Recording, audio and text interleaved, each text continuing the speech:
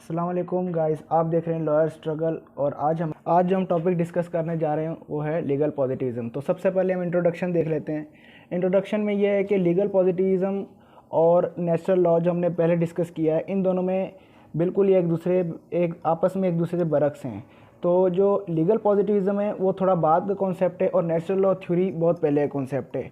क्योंकि natural law theory जो है वो ज़्यादा कस्टम्स और मॉरलिटी पे बेस करता है, लेकिन जो लीगल पॉजिटिविज़म, जिस तरह पहली लाइन में देख रहे हैं कि legal positivism is a judicial approach which develops largely during 18th and 19th century. अब ये जुरिस्प्रूडेंशियल अप्रोच है, मतलब एक इसको स्टडी के तौर पे इसको जो है किया गया है, इसको लिया गया है through legislation and through science of law. It separates law from its ethical forces more on it's structural origin. तो ये जो है इथिकल फोर्सेस को अलग करता है और इसके ओरिजिन पे ज़्यादा तवज्जो देता है कि लॉ को बनाया क्यों जाए सोसाइटी की ज़रूरत के हिसाब से, ठीक है। और कुछ इनके मेन इन्फ्लुएंशियल थिंकर्स है, जिस तरह जेरेमी बेंथम, जॉन ऑस्टिन और थॉमस हॉब्स को हम आगे डिस्कस करेंगे। उसके अलावा एच.एल.ए. हर्ट भी हैं। तो सबसे पहले हम इसके टर्म की मीनिंग देख लेते हैं। तो जो लीगल पॉजिटिविज़म इस्तेमाल किया जाता है, पॉजिटिविज़म, तो इसका जो लैटिन टर्म है वो है पॉजिटम, जिसका मतलब है टू पुट। लेकिन अगर पॉजिटिव लॉ की मीनिंग निकाली जाए तो उसकी मीनिंग बनती है मैन मेड लॉ। उसके बाद हम आ जाते हैं मीनिंग एंड डेफिनेशन पे। तो मीनिंग एंड डेफिनेशन सिंपली हम ये देखेंगे कि ये एक लेजिटिमेट सोर्स ऑफ लॉ है। लेजिटिमेट सोर्स ऑफ लॉ का मतलब है कि जब इसको रूल्स को पहले बनाया जाता है सोसाइटी की नीड के हिसाब से, फिर इसको रेगुलराइज किया जाता है, इन प्रिंसिपल्स को फिर इनेक्ट किया जाता है, अडॉप्ट किया जाता है किसी प्रीवियस सिस्टम से, ठीक है। फिर गवर्नमेंट और पॉलिटिकल इंस्टीट्यूशन इसको रेगुलराइज करते हैं, इनेक्ट करते हैं, या फिर इसके अंदर लेजिस्लेशन होती है। तो इन्हीं रूल्स को लेके हम जुडिशल बॉडीज़ के अंदर इनको प्रैक्टिस करते हैं। Legal positivism can be defined as an approach to understanding and interpreting law which separate law, ethical, moral और सोशल कंसर्न।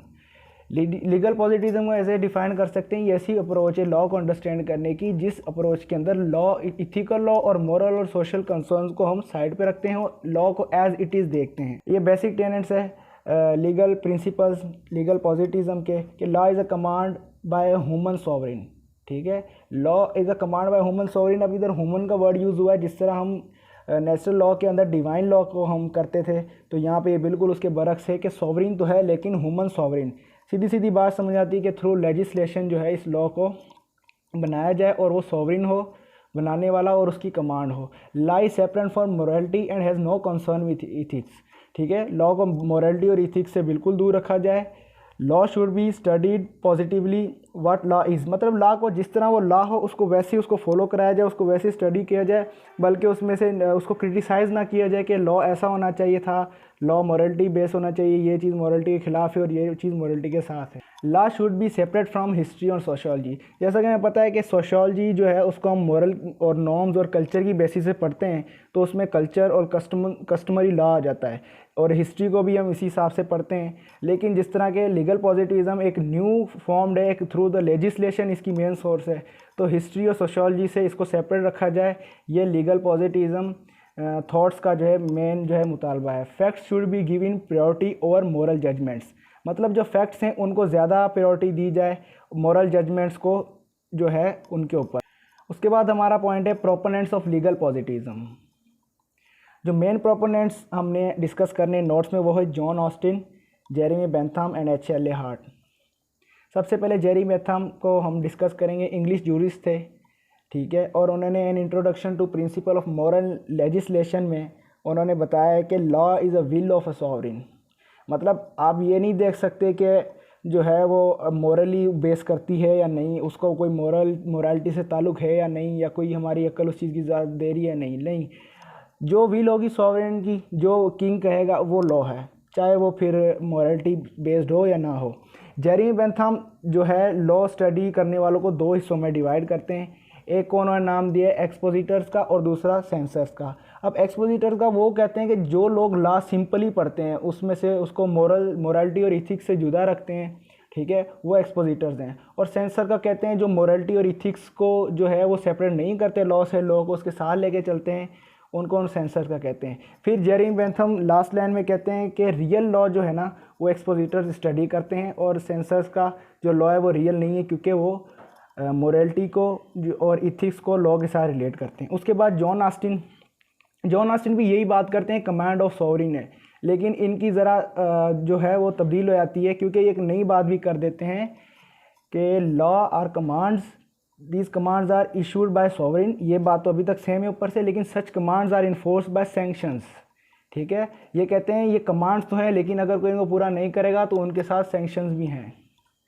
उसके बाद HLA हर्ट आ जाते हैं। इन्होंने बहुत ऑस्टिन की थ्योरी को इन्होंने अपना थ्योरी का मेन किरदार रखा है, लेकिन इन्होंने जो है एक चीज़ ऑस्टिन से अलग की है। इन्होंने एक प्राइमरी रूल दिए हैं, दूसरे सेकेंडरी रूल दिए हैं। अब प्राइमरी रूल इन्होंने उनको दिया है कि जो प्राइमरी रूल हैं जिनके साथ ड्यूटी कन्फर है, मतलब आपने जो करना है उसको लाजमन आपकी ड्यूटी है वो आपको करना होगा, लेकिन सेकेंडरी रूल्स में कुछ रिलैक्सेशन होगी जो कि आप खुद डील, मिसाल के तौर पे अगर हम कोई कॉन्ट्रैक्ट करते हैं, ठीक है, ब्रेच ऑफ कॉन्ट्रैक्ट लाजमी बात है, कोई पेनल्टी में होगी उसकी, ठीक है, उसकी कोई सज़ा होगी, लेकिन कॉन्ट्रैक्ट हम अपनी मर्ज़ी से। प्राइमरी और सेकेंडरी रूल्स, प्राइमरी रूल से मुराद ये है कि जो हमें स्टेट कहेगी, जो हमें कमांड सॉवरिन कमांड करेगा वो हमने एज इट करना होगा, उसमें हमारी कोई मर्ज़ी नहीं होगी।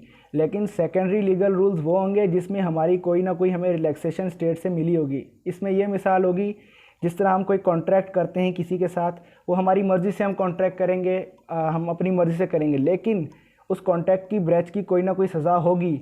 सज़ा प्राइमरी रूल्स की भी होगी, सज़ा सेकेंडरी रूल्स की भी होगी, लेकिन सेकेंडरी रूल्स में हमें रिलैक्सेशन होगी कि हम अपनी उसमें इन्वॉल्वमेंट करेंगे, हमें फैसिलिटेट किया जाएगा, हम अपनी मर्ज़ी से कॉन्ट्रैक्ट करेंगे। लेकिन प्राइमरी रूल्स के अंदर हमारी कोई मर्ज़ी नहीं होगी, हमें जिस तरह स्टेट कहेगी वो हमारे ऊपर बाइंडिंग हो गए, हमें उसी तरह उस पर अमल दरामद करना होगा। उसके बाद हम क्रिटिसिज्म पे आते हैं। Criticism on legal positivism, the most influential criticism of legal positivism all flow from suspicions that it fails to give morality its due. मतलब कि ये मोरालिटी को इसकी जो है अहमियत नहीं दे पाती, ठीक है, क्योंकि ये मोरालिटी को इन्वॉल्व भी नहीं करते। मोरालिटी का, जिस तरह कि आपको पता है, लॉ मेकिंग में आज भी मोरालिटी का एक बहुत बड़ा रोल है, लेकिन लीगल पॉजिटिज्म अब पुरानी टर्म हो चुकी है। हम और जो हमारा आज का लॉ है वो सिर्फ लीगल पॉजिटिज्म को नहीं देखता, बल्कि हम कस्टमरी लॉ, नेचुरल लॉ को भी फॉलो करते हैं, हमारे पार्ट का बहुत बड़ा हिस्सा है। इसलिए मोरालिटी का एक बहुत बड़ा किरदार है लॉ मेकिंग में, लेकिन लीगल पॉजिटिज्म, पॉजिटिव लॉ जो है बिल्कुल ही मोरालिटी को इग्नोर करता है। The law has an important function in creating harmony and peace in our lives. तो लॉ का जो है ना एक बहुत बड़ा किरदार है हमारी लाइफ में, पीस क्रिएट करना, हार्मनी क्रिएट करना, ठीक है। अगर उसमें मोरालिटी नहीं होगी, उसमें ह्यूमन राइट्स नहीं होंगे, क्योंकि मोरालिटी जो है वो इंटरनली हमारे अंदर इनहेरेंट होती है, और अगर हम नेचर के खिलाफ जाएंगे तो पीस हमारी सोसाइटी में नहीं आ सकता। उसके दो प्रोपोनेंट हमें इधर मिलेंगे जो क्रिटिसाइज़ कर रहे हैं, लॉन फुलर और रोनाल्ड। तो सबसे पहले हम लॉन फुलर को पढ़ेंगे, वो किस तरह क्रिटिसाइज़ कर रहे हैं। Fuller denies the separation of law and morality. Fuller इस चीज़ को बिल्कुल डिनाई कर देते हैं कि लॉ और मोरालिटी एक अलग अलग चीज़ें हैं। वो कहते हैं कि विर्चू इज़ इनहेरेंट, विर्चू जो है हमारे अंदर इनहेरेंट है, नेचुरली है, ठीक है। अगर हम विर्चू से मुराद अच्छाई, अगर हम मोरालिटी को निकाल देंगे, विर्चू को निकाल देंगे, तो लॉ का मकसद कामयाब नहीं होगा। मतलब अच्छाई निकल जाएगी तो जस्टिस आ ही नहीं सकता, ठीक है। तो इसका जो other criticism is that law is matter of fact, then we are without an explanation of duty to obey, ठीक है। अगर लॉ तो मैटर ऑफ फैक्ट है ना, तो अगर कोई इस तरह का हुक्म आ जाता है जो कि एक गलत है, इमोरल है, तो वो फिर भी ओबे करना पड़ता है लीगल पॉजिटिज्म के हिसाब से। तो ये तो गलत बात है अगर हम इमोरल चीज़ को ओबे करेंगे। तो ये इसका दूसरा क्रिटिसिज्म था। अब रोनाल्ड डॉकिन को देख लेते हैं। Ronald denies there can be any general theory of existence and content of law. He rejects the whole institutional focus of positivism. ये फुली तौर पे पॉजिटिज्म को इग्नोर करते हैं। वो कहते हैं इस तरह हो ही नहीं सकता, कोई ऐसी जनरल थ्योरी हो ही नहीं सकती कि जो लॉ को मोरालिटी से जुदा कर सके। For him a theory of law is a theory of how cause और टू बी डिनाइड, ठीक है। A society as a legal system only when there laws are considered by courts of such a society and would be morally justified while applying. कहता है legal rules हो ही वो सकते हैं जो कि मॉरली जस्टिफाइड हों और वो अप्लाई होते हैं सोसाइटी के अंदर। तो सबसे लास्ट में कंक्लूजन है, मैं चाहता हूँ कि कंक्लूजन आप ना बनाएं। तो कंक्लूजन बनाने का यही तरीका है, जिस तरह इंट्रोडक्शन का कुछ पार्ट आप लेंगे, ठीक है, और कुछ आप मिडल में लेंगे, उसके टर्म्स मीनिंग्स ले लेंगे और कुछ कंट्रीब्यूशन ले लेंगे। एंड पे आप क्रिटिसिज्म की 2 लाइंस क्रिएट करेंगे तो आपका कंक्लूजन क्रिएट हो जाएगा। Thank you.